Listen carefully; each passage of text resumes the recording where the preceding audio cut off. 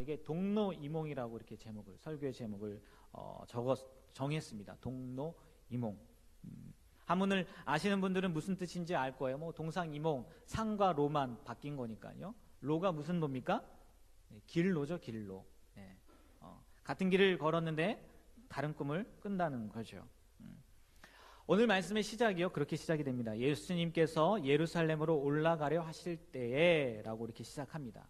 그리고 예수님께서 12제자를 따로 데리시고 길에서 말씀하십니다. 무슨 말씀을 하셨는지 아시나요? 네, 다시 한번 말씀을 한번 볼까요? 18절 19절 말씀입니다. 우리 다 같이 한번 18절 19절 읽어볼까요? 보라, 우리가 예루살렘으로 올라가노니 인자가 대제사장들과 서기관들에게 넘겨짐에 그들이 죽이기로 결의하고 이방인들에게 넘겨주어 그를 조롱하며 채찍질하며 십자가에 못 박히게 것이나 제3일에 살아나리라. 네, 무슨 말씀입니까? 예수님이 무슨 얘기를 하셨어요? 12제자를 따로 데리고 와서 무슨 얘기를 하신 겁니까? 네? 십자가에 못 박혀 죽으신다고 이야기를 한 거예요. 물론 다시 살아나신다고 말씀은 하셨지만 많은 분량이 죽으신다는 내용이었다는 거죠. 다시 말해서 예수님께서 예루살렘으로 올라가시는 길은 무슨 길이요? 죽으러 가는 길이었다는 거예요. 십자가에 못 박혀 죽기 위해 가는 길이었다는 거죠. 그런데 제자들은 예수님과 그런 같은 길을 걸어가면서 딴 생각을 했다는 거죠. 이야기의 발단은 세베대의 아내였죠. 세베대의 아내가 야고보와 요한의 어머니이기도 합니다. 세베대의 아내가 와서 갑자기 등장한 게 이상하긴 해요. 갑자기 엄마가 등장을 했으니까 그래서 마가복음에서는 야고보와 요한이 말했다고 하긴 하는데 어찌 됐건 어머니와 두 아들이 와서 어머니가 요구한 걸 오늘 말씀은 되어 있으니까 예수님께 무언가를 요구합니다. 그래서 예수님이 물어보시죠. 무엇을 원하느냐라고 물어보니까 세베대의 아내 야고보와 요한의 어머니가 이렇게 이야기하죠. 예수님의 나라에서 우리 두 아들 야고보와 요한이 있는데 하나는 예수님의 우편에 하나는 예수님의 좌편에 앉게 해달라는 거죠. 무슨 얘기입니까? 다시 말해서 최고의 권력을 달라는 거예요. 영의정 좌의정 이렇게 달라는 거죠. 최고의 권력을 두 아들들에게 달라는 겁니다. 근데 더 웃긴 건 뭔지 압니까? 이거를요 제자들이 들었다는 거예요. 따로 조용히 얘기한 게 아니라 다 보는 가운데 그 얘기를 했다는 거예요. 그런데요 더 웃긴 건 뭔지 아십니까? 제자들이 분을 냈다는 거예요. 왜 분을 냈다고 생각하십니까? 왜요? 야, 지금까지 같이 다녔는데 너는 어떻게 그럴 수 있냐? 예수님한테 그런 걸 요구할 수 있냐? 이렇게 그런 마음으로 화를 낸 게 아니더라고요. 주석을 찾아보니까 이런 얘기더라고요. 자기들이 놓쳤다는 거예요. 기회를 놓쳤다는 거죠. 내가 먼저 했어야 되는데 니들이 먼저 했다는 거죠. 아마 베드로가 가장 분을 내지 않았을까. 그래도 수제자였는데 성경에 나와 있지는 않습니다.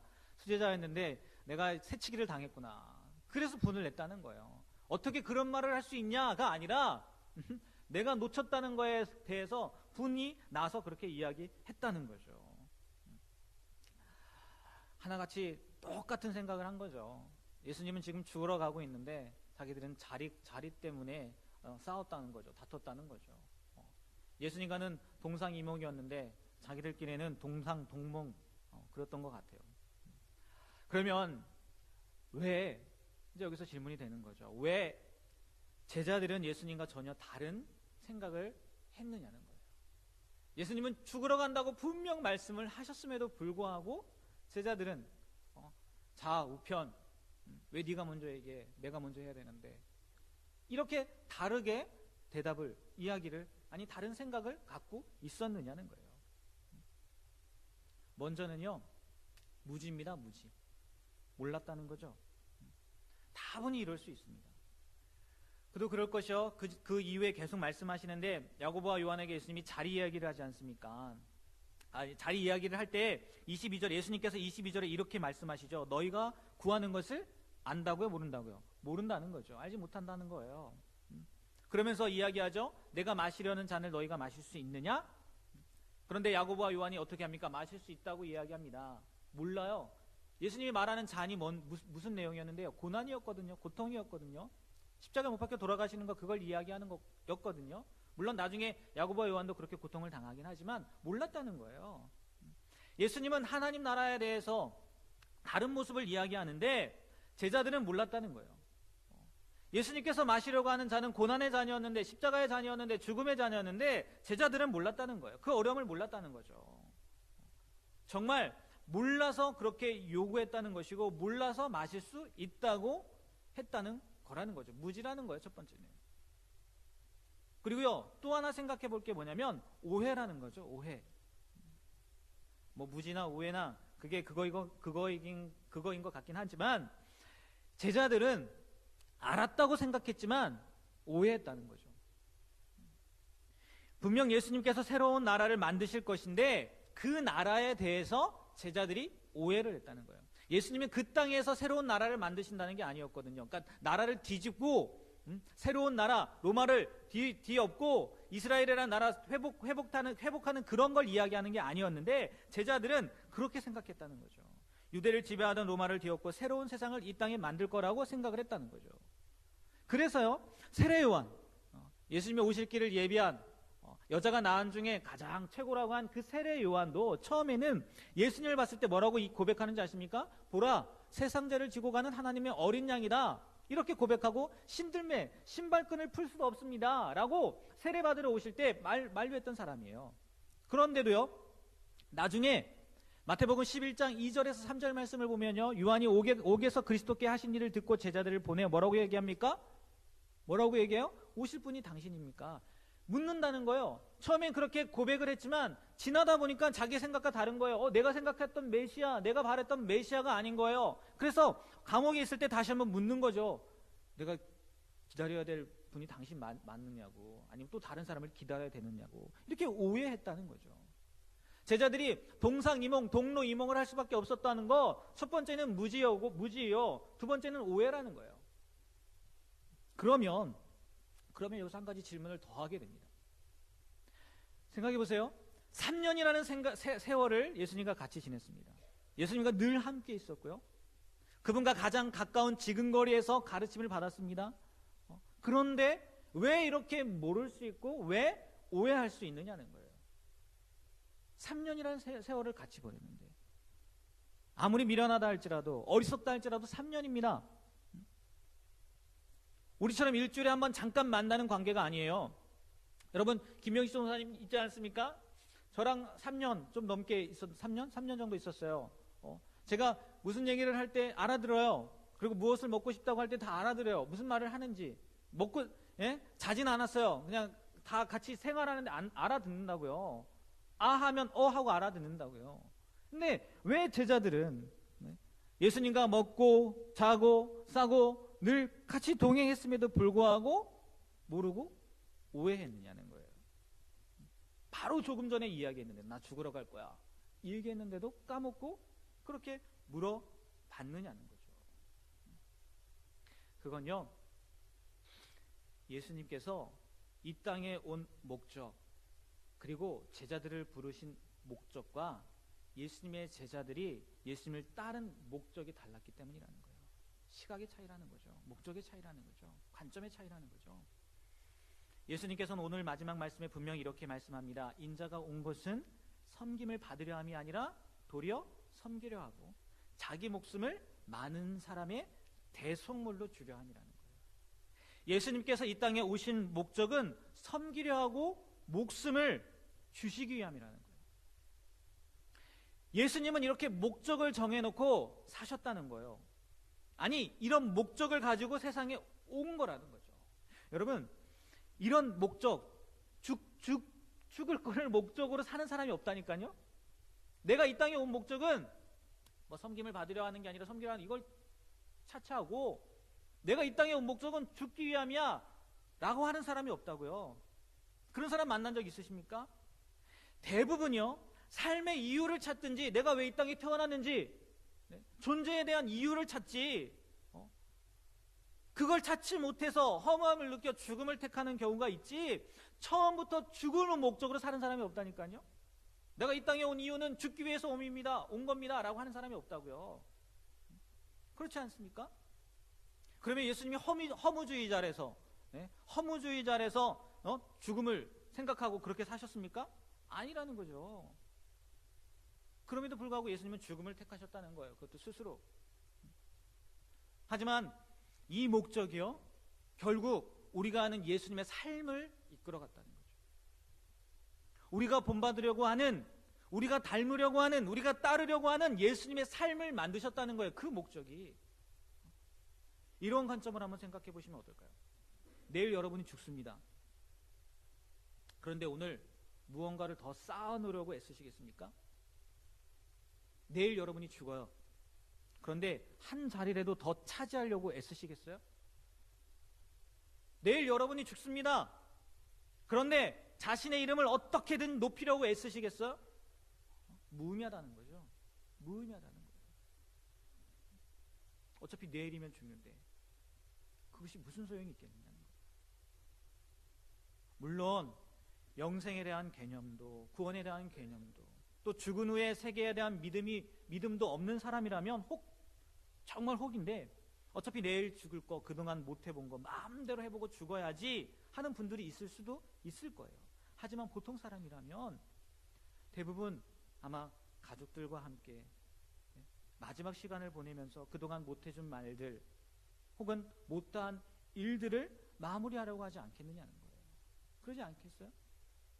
내일 죽는데 오늘 말씀처럼 크고자 하는 것이 무슨 소용이 있겠습니까? 으뜸이 되는 게 무슨 소용이 있겠어요? 예수님의 삶으로 돌아가 보시길 바랍니다. 태어난 목적이 죽기 위함이에요. 그래도 감사하게요, 하나님께서 30세까지 사는, 30세까지 가족과 함께 보낼 시간을 주셨어요. 어떻게 사셨겠습니까? 대충 살았겠어요?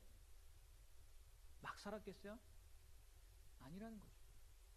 그리고 3년의 공적인 삶, 공생애라고 하죠. 3년 동안의 공생애의 삶을 살게 하셨어요. 그리고 십자가에 못 박혀 죽어야 합니다. 그것이 자신의 운명이었고 또 그렇게 하지 않으면 안 되었어요. 그러면 그 3년의 세월을 어떻게 보내셨겠느냐는 거예요. 내일 죽는 거 아니니까 그래도 좀 즐겨보면서 살았겠습니까? 3년이니까? 아니라는 거죠. 그러실 수 없었다는 거예요. 그러기엔 시간이 너무나 부족했다는 거죠. 제자들을 가르치기에도 부족했고요. 그렇잖아요. 지금 3년 동안 가르쳤는데 헛소리 하잖아요. 가르치기에도 부족했고, 병자들을 고치기에도 부족했고요. 사람들에게 하나님의 말씀을 전하기에도 부족한 시간이었다는 거죠. 그래서 성경을 보면 예수님은 식사할 겨를도 없이 바쁘셨다는 표현들이 자주 나온다는 거예요. 하지만 제자들은 그 사실을 모른다는 거죠. 예수님께서 십자가에 못 박힐 날이 가까워서야 겨우 몇 마디 하시잖아요. 나 이제 죽을 건데. 그러니까 모르죠. 제자들은 몰랐죠. 그리고 제자들 생각해 보세요. 살 날이 아직도 많이 남았습니다. 또 같이 다니는 예수님, 자기들이 따르는 예수님도 보니까 30대 초반이에요. 그리고 메시아라고 구원자라고 생각하는데 이 사람도 살 날이 많아 보여요. 이런 예수님 따라다니다 보니까 뭐 여기저기 돌아다니고 때로는 못 먹을 때도 있지만 좀 괜찮습니다. 왜요? 존경이라는 걸 받거든요. 인정이라는 걸 받거든요. 그리고 또 그들이 따른 이유가 메시아라고 생각하고 따랐으니까. 새로운 세상이 오게 될 것 같고, 또 새로운 세상이 오게 되면 분명히 예수님을 위해 지금 다 버리고 쫓은 거 아니에요. 그러니까 자기들에게 뭔가가 있지 않을까 하는 꿈을 꾸게 되는 거 당연한 거라는 거죠. 아직도 살 날이 많이 남았으니까. 그 새로운 세상이 올 거니까. 우리가 예수님을 따라다니니까 뭔가 주지 않겠느냐는 겁니다. 그래서 상상의 나래를 펼치는 거죠. 새로운 세상이 되면 나도 이 자리 한번 차지해봐야지. 나도 이렇게 한번 살아봐야지. 이런 것도 가능할까? 하면서 말입니다. 바로 이 차이라는 거죠. 예수님을 이해할 수 없었던 제자들의 동상이몽, 아니 동로이몽, 그럴 수밖에 없었던 이유, 예수님은 죽기 위해 이 땅에 오셨지만, 그래서 죽음을 준비한 사역을 하셨지만, 제자들은 모든 것을 버리고 따랐으면서도 살기 위해 사역을 했다는 거죠. 살기 위해 예수님 따라다녔다는 거죠. 이 세상에서 어떻게 살면 좋을까? 그런 생각을 가지고 예수님을 따랐다는 거예요. 예수님은 죽기 위해서 오셨는데, 죽음을 준비하며 사셨는데, 목적이 달랐다는 겁니다. 일사가구란 말 들어보셨을 거예요. 주기철 목사님이 설교, 그 목사님의 설교 제목이거든요. 일사가구. 한 번 죽기로 각오했다는 거예요. 자기 자신에게 주어진 사명을 완수하기 위하여 한 번 죽을 각오가 되어 있다는 뜻입니다. 그림에도 나오는데 이 주기철 목사님은요, 1936년 장로교회, 우리 감리교인데 참 안타깝긴 해요. 감리교회 이런 분이 계셨으면 참 좋았을 텐데, 장로교회 그 본산으로 불리던 평양 산정형교회 담임 목사님으로 부임을 하셨어요. 1936년에. 그런데 1938년 2월에 조선총독부에서 기독교에 대한 지도 대책을 수립하면서 무엇을 강요합니까? 신사참배를 강요하죠. 그해 9월, 2월에 그 얘기를 하고 이제 7개월이 지났어요. 그해 9월 전국 장로회 총회가 그거에 굴복을 합니다. 신사참배 해도 된다. 굴복을 하는 거예요. 그때 이 주기철 목사님이 일사가고라는 제목으로 설교를 하시고 신사참배를 거부하기를 교인들에게, 성도님들에게 가르쳤다는 거예요. 이 일로 인해서 일본 경찰에 체포되고 가혹한 고문과 감시를 받았습니다. 그리고 가석방된 후에도요, 뜻을 굽히지 않아요. 설교 가운데 계속 얘기하는 거예요. 그래서 1940년 7월 다시 한번 감옥에 갇힙니다. 감옥에 있다가 1944년 4월 21일 돌아가시죠. 순교하신 거죠. 물론 그 당시의 상황에 제가 아니면 또 여러분이 또 다른 분들이 처했다면 어떻게 반응을 했을지는 잘 모르겠어요. 저도 장담할 수 없을 것 같아요. 저도 자신 있게 이야기할 수는 없을 것 같아요. 하지만 이 목사님, 주기철 목사님은 다른 목사님들과 그 당시에 장로교 그 총회 회의에 참석했던 사람들과는 분명히 달랐다는 거죠. 왜요? 죽을 각오가 되어 있었다는 거죠. 이미 죽을 각오가 되어 있었다는 거예요. 아니 어쩌면요, 사도 바울의 고백처럼 예수님과 함께 이미 죽었기 때문에 그렇게 할 수 있었을 수도 있었을 거예요. 갈라디아서 2장 20절에 보면 사도 바울이 이렇게 고백합니다. 내가 그리스도와 함께 십자가에 못 박혔나니 그런즉 이제는 내가 사는 것이 아니요 오직 내 안에 그리스도께서 사시는 것이라. 이제 내가 육체 가운데 사는 것은 나를 사랑하사 나를 위하여 자기 자신을 버리신 하나님의 아들을 믿는 믿음 안에서 사는 것이라. 난 이미 죽었다는 거예요. 십자가에 못 박혀 이미 죽었다는 거예요. 그리고 내가 사는 게 아니라 내 안에 누가 산다고요? 예수님이 사신다는 거죠. 이미 죽었는데 무엇이 두렵겠느냐는 거예요. 이런 목적, 관점, 시각의 차이가요, 선택의 차이를 만들었다는 거예요. 이런 목적의 차이가요, 삶의 차이를 만들었다는 거예요. 이런 목적의 차이가요, 미래의 차이를 만들었다는 거예요. 이런 목적의 차이가 영혼의 차이를 만들었다는 거예요. 여러분, 어떤 목적을 가지고 예수님을 믿고 있으십니까? 우리는 고상하게 또 예쁘고 아름답게 예수님을 닮으려고요, 예수님의 제자가 되려고요 라고 고백을 합니다. 더 나아가 하나님께 영광을 돌리는 삶을 살려고요 라고 이야기합니다. 물론 이 말이 나쁘다는 건 아닙니다. 잘못되었다는 것도 아니에요. 이런 말을 하지 말자는 것도 아니에요. 다만 다시 한번 본질을 생각해 보자는 거예요. 왜 우리는 이 땅에 살고 있는 것인가? 살기 위함인가? 아니면 죽기 위함인가? 살기 위해서 사는 사람들과 죽기 위해서 사는 사람들이요, 그 사람들의 삶이 다를 수밖에 없다는 거 인정하실 거예요. 그들이 바라보는 것도, 생각하는 것도, 또 목표로 하는 것도 다를 수밖에 없을 거예요. 그렇기 때문에 똑같은 것을 봐도요, 아마 생각이 다를 겁니다. 마치 이런 거 아닐까요? 어느 인터넷 글을 보다가 이런 글을 발견했어요. 이런 내용의 글이었는데, 태어날 때부터 한쪽 발이 없이 태어난 장애를 갖고 태어난 아이의 이름이 키릴이라고 하더라고요. 그런데 이 아이가 태어난 지 20일 만에 친부모에게 버림을 받은 거예요. 왜? 장애를 갖고 태어나서 그런 거겠죠. 그런데요, 입양을 준비하던 캐나다 어느 부부가, 이름까지 나와 있더라고요. 레즐리와 더그라는 그 부부가요, 고아원에 한쪽 팔이 없다는 그 아이가 있다는 소식에요, 꼭 그 아이를 입양하고 싶다고 계속해서 이야기했다는 거예요. 고집을 부렸다는 거예요. 왜 그랬을까요? 왜? 아이가 공항에 도착했을 때 그 이유를 알았다는 거예요. 여러분 사진에 본 것처럼요, 오른쪽 팔꿈치 그 아랫부분이 없어 빈소매 밑으로 팔 끝부분이 삐죽이 나온 채로 이제 캐나다에 왔는데, 공항에 도착했는데 한 할아버지입니다. 부모님이 아니에요. 입양한 부모님이 아니라 할아버지예요, 할아버지. 그런데 이 할아버지가 누군가 봤더니 그 입양 부모의 아버지였다는 거예요. 이 키릴이라는 아이가 그 할아버지를 보고 또 환하게 반갑겠죠.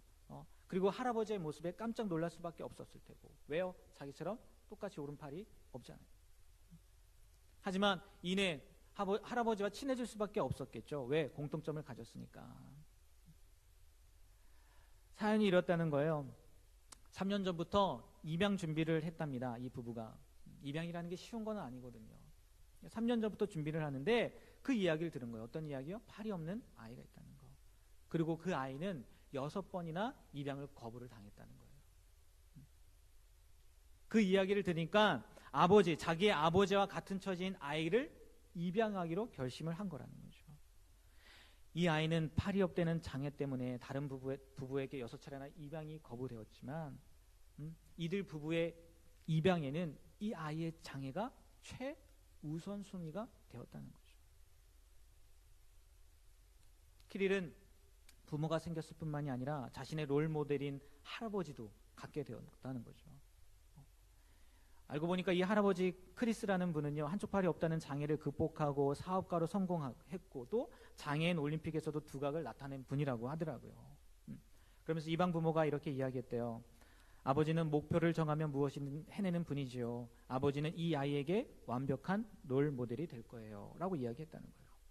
똑같은 눈으로 장애를 가진 아이를 봤지만 그의 친부모는 버렸고, 또 다른 여섯부모는 거절했고, 똑같은 눈으로 장애를 가진 키릴을 봤지만 입양부모 더그는 그의 아버지 누구를 봤어요? 크리스를 본 거죠.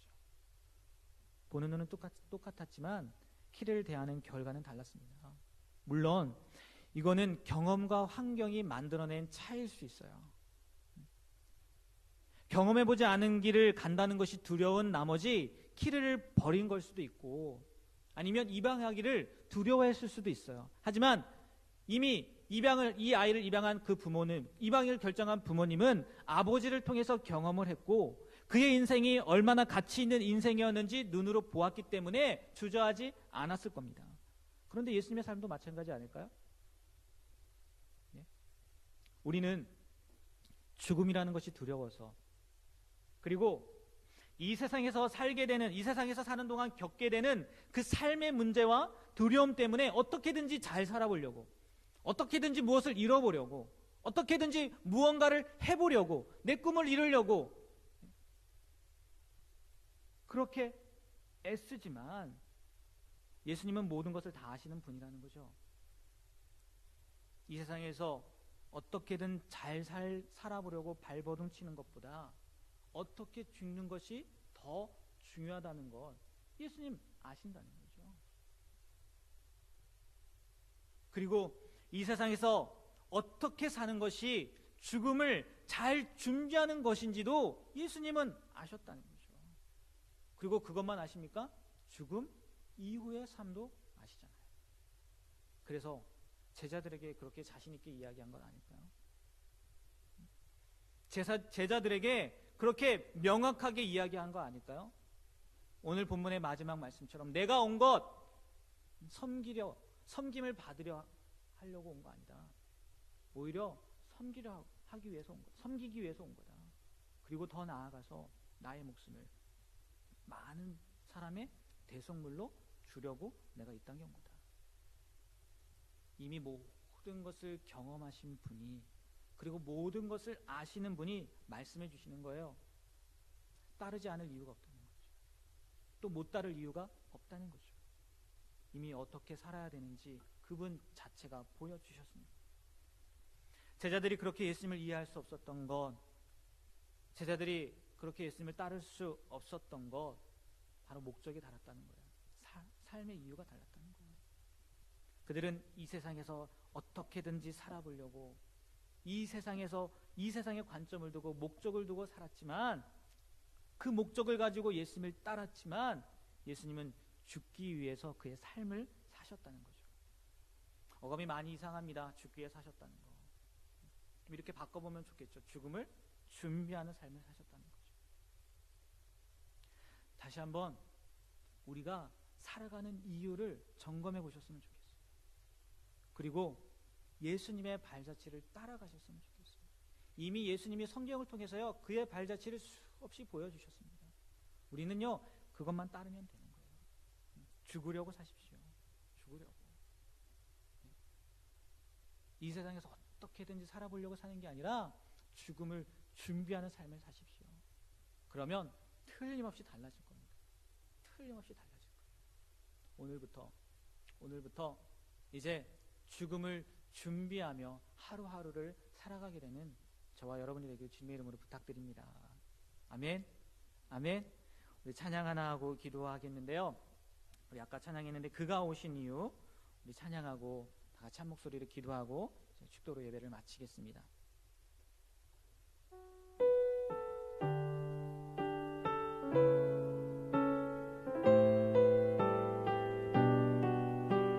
우리 말씀과 가사를 생각하시면서 찬양하도록 하겠습니다.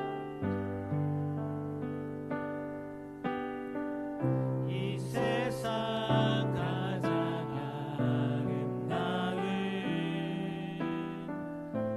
순종의 눈물, 온 세상 다시 빛나게 한 생명의 눈물, 그가 이 땅에 오신 이유, 죽어야 살게 되고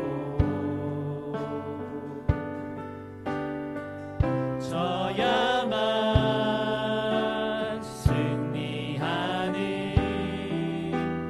놀랍고 영원한 신비, 지으신 그대로 회복시킨 우리의 창조주 그리스도, 십자가의 길로 아버지 뜻 이루셨네. 그가 이 땅에 오신 이유, 이제 우리에게 맡겨진 그 소망, 그 사랑, 그 생명, 아름답고 눈부신 십자가의 길, 우리가 이 땅에 살아갈 이유. 우리 다 같이 기도하길 원합니다. 하나님, 그렇습니다. 우리가 살아가야 할 이유가 정말 예수님처럼 십자가를 대신 지고 그러한 삶을 살기 위함인데, 어떻게든지 잘 살아보려고, 어떻게든지 이 땅에서 누려보려고 그런 마음을 가지고 살았을 때가 너무나 많았습니다. 하나님, 오늘 말씀처럼 예수님과 같은 꿈을 품을 수 있도록 도와주시옵소서. 내가 이 땅에 온 것은 섬김을 받으려 함이 아니라 섬기려 하고, 또 많은 사람을 위하여 자기 자신의 목숨을 대속물로 내어주기 위함이라고 하는데, 나도 이 땅에 살면서 정말 사는 것이 목적이 아니라 죽음을 잘 준비하는 삶, 그래서 하나님이 원하시는 그러한 삶을 살 수 있도록 도와달라고 우리 간절하게 우리 주여 외치시고 다 같이 기도하도록 하겠습니다. 주여! 하나님 아버지, 그렇습니다. 내가 이 땅에 사는 이유, 하나님 정말 주님께서 이 땅에 오신 이유, 그것이 살기 위함이 아니라 죽음을 목적으로, 또 하나님 섬김을 받으려 함이 아니라 섬기려 하기 위해서 이 땅에 오셨다고 했는데, 하나님 정말은 이 땅 가운데 살면서 어떻게 하면 무엇을 하나 더 누릴까, 어떻게 하면 하나님 더 하나 더 즐길까, 하나님 정말 이런 마음들을 갖고 살았음을 고백합니다. 하나님 정말 죽음을 준비하는 삶을 살게 하여 주시옵소서. 예수님 예수님께서 나의 죽음을 아니 나의 삶을 어떻게 보실지 하나님을 생각하며 살아갈 수 있도록 하나님 도와주시옵소서. 제자들처럼 아버지 정말 좌우편을 요구하는 것이 아니라 예수님처럼 내가 이 땅에 온 이유가 섬기려 하기 위함이다, 사랑하기 위함이다, 나눠주기 위함이다, 베풀기 위함이다, 죽기 위함이다 라고 고백했던 것처럼 우리의 삶도 하나님 그런 마음을 가지고 살아갈 수 있도록 하나님 도와주시옵소서. 하나님 하늘을 바라보며 살게 하여 주시옵소서. 이 땅 가운데 하나님 목적을 두고 굴뚝을 두고 살지 않도록 하나님 도와주시옵소서. 하늘의 상급을 바라보며 살게 하여 주시고 죽음을 준비하는 삶을 살게 하여 주시옵소서. 내일 죽을 건데 하나님은 내일 하나님을 만날 건데 아버지 이 땅 가운데에서 무언가 더 쌓아두려고 하겠습니까? 아버지 내일 주님을 바라볼 것인데 내일 주님을 만나볼 것인데 욕심 부리며 살겠습니까? 하나님 정말 내 희망 내 꿈 아버지 내 비전만을 바라보며 살겠습니까? 아니지 않습니까? 하나님을 바라볼 준비를 하게 하여 주시옵소서. 하나님을 만날 준비를 하게 하여 주시옵소서. 내가 아직 순종하지 못했습니까? 그런 순종의 길을 걸어가게 하여 주시고 내가 아직 포기하지 못했습니까? 포기하게 하여 주시고 아버지 내가 아직도 섬김만 받으려고 했습니까? 하나님 섬기게 하여 주시고 하나님 내가 베풀지 못했습니까? 나누게 하여 주시고 아버지 내 것, 내 욕심, 내 가정, 내 것만 생각했습니까? 다른 사람을 생각하게 하여 주시옵소서. 하나님 다른 사람을 생각하게 하여 주시옵소서. 무언가 더 나눌 수 있도록 하나님 도와주시고 무언가 더 베풀 수 있도록 하나님 도와주시고 더욱더 사랑할 수 있는 우리의 삶이 될 수 있도록 하나님 도와주셔서 정말 주님과 같은 꿈을 꾸게 하여 주시옵소서. 주님과 같은 꿈을 꾸게 하여 주시옵소서. 하나님 그렇게 되길 원합니다. 하나님 도와주시옵소서.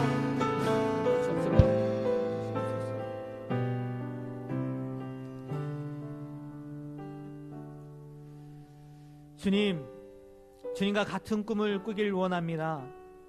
주님은 이 땅이 아니라 하늘을 바라보며 사셨건만 우리는 제자들처럼 주님께서 아무리 말씀을 하셔도 이 땅 가운데에서 누릴 것들, 이 땅 가운데에서 즐길 것들, 이 땅 가운데에서 갖출 것들 그런 것만 바라고 그런 것만 구했습니다. 이제는 그것보다는 주님과 같은 마음을 품고 이 세상에서 어떻게 하면 나눌까, 어떻게 하면 섬길까, 어떻게 하면 베풀까, 어떻게 하면 종이 될까, 정말 예수님처럼 죽음을 준비하는 그러한 삶을 살아가는 우리가 되게 하여 주시옵소서. 그래야 동상이몽, 동로이몽이 아니라 주님과 같은 꿈을 꾸게 되는, 주님과 같은 길을 걷게 되는 우리의 삶이 되게 하여 주시옵소서. 예수님의 이름으로 기도합니다.